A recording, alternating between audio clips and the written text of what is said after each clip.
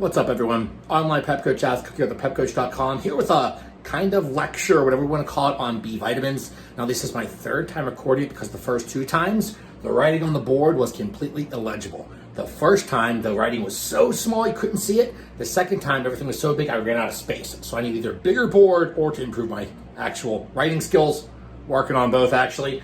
But I just decided to take some time, write it a lot instead. Whenever I am actually talking and actually trying to write at the same time, I'm not that good at multitasking. So we're just going to do this and it'll work a lot better.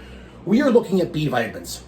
They're so important to understand because it's kind of like the zincs, the magnesiums, the basic things that everyone kind of overlooks. And it's super important. A lot of obviously things to consider: natural, drug using, type of diet, type of training, type of neurological work, and overall neurochemical workload. The list goes on and on, but we're going to go an overview with B vitamins, how essential they are. So we're looking both in the neurological world and in the actual metabolic, physiological, biological based world, really kind of looking at everything as a whole. So first, let's understand the basics, the different B vitamins that are out there. We're kind of going to go from there. So over here, we go down the list. Vitamin B, 1, 2, 3, 5, 6, 7, 9, and 12. Obviously, we have what everyone likes to actually look at. So if you're looking to try and learn about these, don't Google and say thiamine. Don't look for thiamine health benefits. Look at its active form in the body. So we have the active form being thiamine pyrophosphate, TPP. Go down the list. We have riboflavin being more flavin iodine dinucleotide. We go down and we see actually niacin go into nicotinamide iodine dinucleotide. Then we go into actual pantothenic acid, coenzyme A, which you see a lot of on the board already, right? We have pyridoxine to pyridoxal phosphate, biotin stays biotin, same with cobalamin down here, and then folate into tetrahydrofolate, THF, and then obviously the abbreviations and everything up there. So that's super important to understand because usually when you're looking at one product, one ingredient in the supplement you're taking or the food that you're eating, you're not looking at the active form of the body, and that kind of makes all the difference for understanding this. Because what we're looking at is mainly glycolysis, and even furthermore than that, the actual Krebs cycle. So we have a couple different things going on here, the pentose phosphate pathway as well. We're going to go through this, and it's going to make sense. I know it's probably a lot to look at one time. Don't worry about that. Focus on one thing at a time. So let's start off. Glucose molecule over here, right? Okay, we have actual amino acid over here, and we have a fatty acid over here. So it's all gonna come together in a little bit.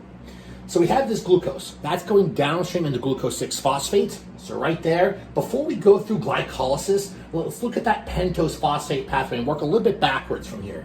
So from glucose 6-phosphate, we have ribose 5-phosphate, that pentose phosphate pathway then yields these purines and the pyrimidines. Now, the thiamines, the cytosines, the urosols up here, the adenines, and the actual guanines up here. What's this pathway really about? Getting to that end DNA, RNA synthesis, and that entire cascade. So anything that has to do with proliferation of cells, could be erythropoiesis, so the production of red blood cells, could be hypertrophy, the actual changing of that actual myological myocyte-based tissue and driving up more cellular growth. All these things on top of the DNA, RNA aspects are massively important in that actual pathway. So you'll realize right off the bat, what's that say? B9, right? B9, what's that mean? Folate. Pregnant women, they need folate, they need B9, which means they need that tetrahydrofolate. Why?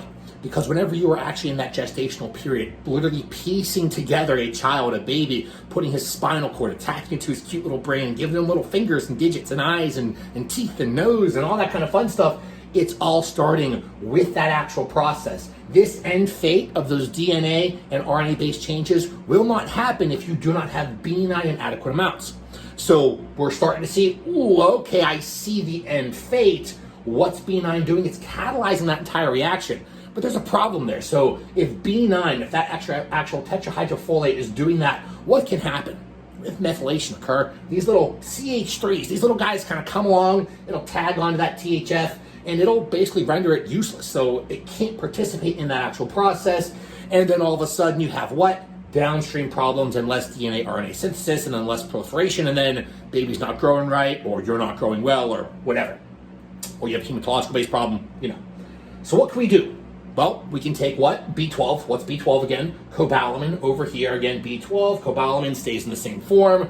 We can have B12 actually come in and take that actual CH3 group, take that methyl group, play a cool role in that whole homocysteine-based process, drive that recycling, and give us an actual methionine. So B12 is coming in here to not only potentiate B9, but then to also play through that whole homocysteine-based cascade to make sure we're not having an overabundance and superfluous amount of negative reactions driven by excessively high homocysteine levels. So right off the bat, we are just right up here, okay? Just through here, through that glucose 6-phosphate to ribose 5-phosphate to pentose phosphate pathway, just looking at B9 and just looking at B12, and all of a sudden you're realizing, ooh, okay, these things are kind of important, right? So we understand that. Let's put that there. Let's say we have tetrahydrofolate. Let's say we have cobalamin done. Let's say we understand that. Let's go through the process of glycolysis into the actual Krebs cycle. So we have glucose 6-phosphate to fructose 6-phosphate to fructose 1,6-bisphosphate to glycerol 3-phosphate to 1,3-bisphosphoglycerate to, I know it's pretty redundant and excessive, 3-phosphoglycerate, 2-phosphoglycerate, phosphoenolpyruvate, ultimately to pyruvate. That's the big B. So we know getting pyruvate to acetyl-CoA is the big process that will downstream go through here, yield a bunch of NADHs and FADHs and give us downstream ATP. But we understand this process of ultimately getting more ATP, ultimately getting more energy. And then we can also have the offshoot enzymes over here looking at actual phosphofructokinase 1 and 2, or rather, switch up some numbers, you know what I'm saying? The phosphofructokinases, we can see the insulin-based interactions over there. So we got that, we get it going into that acetyl-CoA, going into the actual citric acid cycle, and it's going from citrate to cis-acetonate to D-isocitrate to alpha-ketoglutarate to succinyl-CoA to succinate, fumarate, malate, and then back through in that process recycles. Now, what did we leave out over here? We're having glucose come through here, while on the back end, we can have those amino acids and those fatty acids coming in here. So amino acids can get fed into that alpha-ketobutyrate and then downstream have that actual fatty acid to be fed into the propionyl-CoA, and those will go into methyl-malonyl-CoA and then eventually go into succinyl-CoA to drive this process as well. So we're getting energy from a bunch of different ways, right? We're having amino acids, fats, and glucose. That's all we really have. But you're seeing all these different B vitamins everywhere. So let's kind of work backwards from there. Let's go with B1, thiamine. So thiamine pyrophosphate, TPP. So that probably looks a little bit better. We're going back over here, right? We're sticking to, I think that's brown. I'm colorblind, so I don't know. Thiamine pyrophosphate, it's really managing those carbonyl bonds. So we're trying to drive that process to a CoA. So where's that going to be happening? Pyruvate to acetyl-CoA, right? So right here, because we're getting that ultimate CoA. Where else do we have some CoAs at? Well, there's an alpha-ketoglutarate. B1 comes in, catalyzes that succinyl-CoA reaction. We have all the CoAs over there. So from actual alpha-ketobutyrate to propionyl-CoA to methyl-malonyl-CoA, those are all those B1-based interactions, because what's it doing? It's managing those carbonyl bonds. So B1's pretty important in that actual aspect. What else do we have over here? We have those FADs and NADs. So these are pretty important because if we're understanding the FADs, we can look at it right over here where it's actually going through. See how it's going from FAD to FADH2? It's actually taking 2 electrons and 2 protons. Whereas we have the NAD, which is the next one, and that is actually going ahead and taking 2 electrons, taking 2 protons, but throwing off an actual hydrogen, so throwing off an actual proton. So those are super important for a lot of these actual interactions and cascades to get the process going. Because remember, we're trying to yield ultimate ATP at the end of the day. We have to catalyze reactions, and that's where all these vitamins come in. So go back through here. Okay, FAD, where do we have FAD? Oh, that's up here, B2. So where's B2 at? Well, we have B2 down here in this process, right? We have B2, where else are we looking at? I think I only wrote those. I only wrote a couple on the board because there's a lot going on here. But then we'll go to actually what? Let's go to B3. So niacin, so nicotinamide iodinide dinucleotide. We're going to see that a lot. A lot of NADHs yielding those NADHs. So we have that right over here from that pyruvate to acetyl-CoA. We actually have the B3 right here. We have B3 going on right there at alpha-ketoglutarate. We have alpha-ketoglutarate to succinyl-CoA. There's a lot of nicotinamide iodinide dinucleotide aspects going on there. And what else is it doing? Okay, we're B3. All of these nicotinamide iodinide dinucleotide processes can go ahead and drive up this entire cascade and ultimately do what? Drive up end fates of fats, which means we're driving up actual beta oxidation. Now we're going B5, pantothenic acid. So that is what? CoA, right? That's the active form. Going over here, finding our key, CoA handles the acetylation of proteins. So we're going to find, and if you look at the actual CoA, where's their CoA? Well, pyruvate to acetyl-CoA. We have the actual alpha-ketoglutarate to succinyl-CoA. You just go on and find that actual acetylation process. So we get that. That's pretty cool, right? Now we're going to go ahead and we're going to find the actual next one. What's that? PLP. How do we know that? Look up here, vitamin B6 pyridoxine phosphate. What's B6 doing? Transferring amino groups. So if we look at that actual transfer amino groups, if we go to PLP right over here. So we're going through this process. Alpha-ketoglutarate, okay? Alpha-ketoglutarate is going off. We're having that B6 is basically, because we're changing amine groups here, right? So we're having the alanine driving through that actual B6 cascade, giving us actual glutamate, and then we can again play with the amine groups a little bit more and give us actual GABA.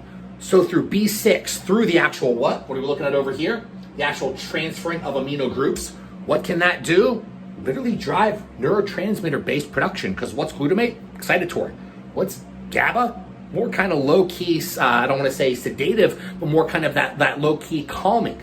So through that actual B6 cascade, through that actual pyridoxal phosphate cascade, we can drive up a lot of neurochemical interactions. And by the way, that's what the blue is over here, but we're not talking about that. We're sticking in the myological world first, then going to the neurological world.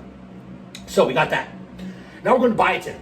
Okay, so B7, that is transferring carbon dioxides. So we're looking at actual B7, and B7 is very much involved in this entire organic acid cascade over here. So you can have organic acid tests, and they are extremely important. A lot of people freak out on these tests when they have no worry to. How many times do you actually see propionic acidosis going on, wherever you are not able to metabolize fats and proteins and things like that?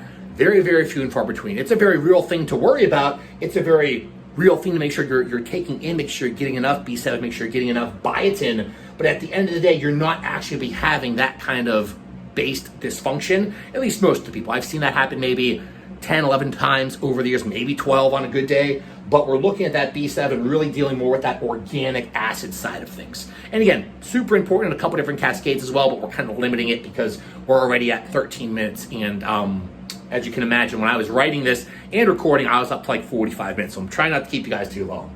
But we got that, right? What else do we have? Now we have, we're back to B9 folate and to B12 cobalamin. We already talked about those from the DNA, RNA side of things to the pentose phosphate pathway. We get that. That's the myological world of glycolysis and the interactions with glucose, with amino acids, and with what else do we say? The fatty acids over here being fed into that actual cascade and being fed into the actual Krebs cycle.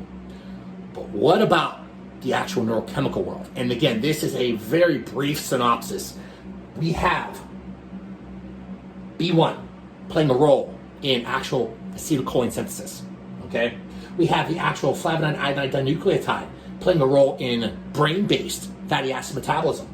We have our nicotinamide iodine dinucleotide playing a role in cerebral hemodynamics and blood flow, and plus. When I say plus, plus means the changing of other neurotransmitters, the changing of dopamine, norepinephrine, serotonin, the modulation of so many other things in the brain that the list kind of goes on and on. And if you read the research, if you see understand what's going on biologically, it just goes on and on. So plus means plus.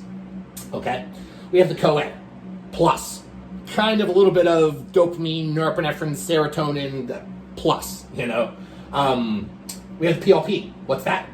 Actually hindering glucose metabolism of the brain. So the brain has a cool ability to actually go ahead and drive up its own ability to secrete insulin and therefore handle the glucose in its brain to utilize it better. That's pretty much its preferred fuel source. So we get that glucose metabolism, which is pretty cool. Now we have biotin. Biotin is going to be the thing that helps with myelin formation and then downstream cascades that come with that. So communication and all that kind of structural goodness that we need in the brain. And then we have tetrahydrofolate and cobalamin, everything. Literally everything you can imagine, from dendrites to axons to myelin formation to gray and white matter actual changes to interactions with the hippocampus to interactions at the suprachiasmatic nucleus, like literally so many freaking things, everything for those two. So you should know already that B vitamins are super important for the myological world, the body, from a muscular, from a performance standpoint, to the neurological world, thinking, critical thinking, motor learning, all that kind of fun stuff, academia, everything begins with the brain. to just basic health. Because if this process isn't going and you do have an actual propionic-based disorder over here with organic acids, you're going to run into problems with overall body dysfunction. So autonomics are going to be off. All of a sudden, fat accumulation is going to go up, BMI is going to go up, not that that really matters, but overall your amount of dysfunction because of your inability to regulate nutrients is going to go down because what? You don't have the baseline micronutrients in place. So B vitamins, that is the synopsis of them as a whole, not just for athletes, but for Gen Pop and for dysfunctional.